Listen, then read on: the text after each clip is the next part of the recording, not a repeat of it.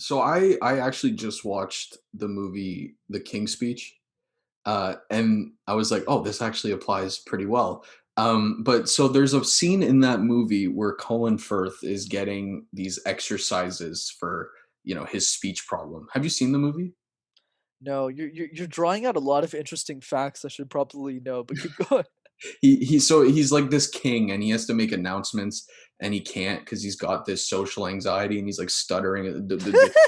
So, so he does like this set of exercises where like to speak better, he does like what does he do? He does like breathing techniques, he does exercise like physical exercises and all of these things. So is like the solution to public speaking, is it accurately represented in film and art?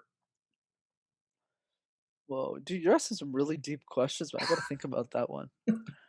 I don't think so personally. In general, maybe Mhm. King's Speech is different, but I would say in general the answer is no because we stigmatize public speaking in the wrong way. You know that whole death thing started with Seinfeld. Not many people know that. It was a joke in a Seinfeld episode on how you would rather be the person in the casket than giving the speech of the guy in the casket. Yeah, It's like a joke Seinfeld did a couple of years ago. And I don't agree with that kind of stuff. Like I honestly don't think most people are scared more of public speaking than dying. Like it makes no sense to me in my probably. head. Yeah, it's kind of like an exact obviously it helps our business, right? But that's what I'm trying to break, right? It's like that's why a lot of these guys in my industry, they make a shit ton of money. I'm not an exception. I do well for myself too. But at least I share my content out for free for people who can't afford me, right?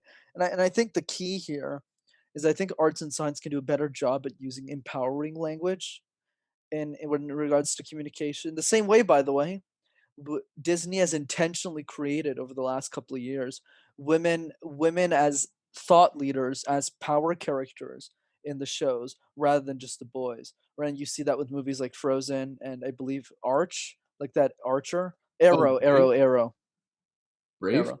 Brave, that's it. Yeah, sorry. Yeah. Yeah, I'm not a big Disney guy. But as the point is, except the old stuff, like but anyways, the point I'm driving is because they're archetyping these main characters as females, they serve as good role models for young girls growing up watching this stuff. We need to think about the same logic with communication instead of just when every time we hear communication in a show, it's always like, oh my god, like I'm so like socially anxious, my life is done, I'm gonna die. It's like, shut up. Let's just figure this out. Like, let's all relax and Yeah. make this more fun and enjoyable.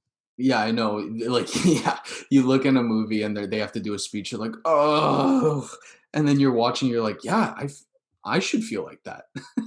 I think I have to hire you as my chief content creator. You got a lot of cool ideas, a lot of angles I'm not thinking through. So you shoot me like a bunch of like more ideas. I have to watch King's Speech, but I'll check the other stuff out that you're mentioning. Thanks, man.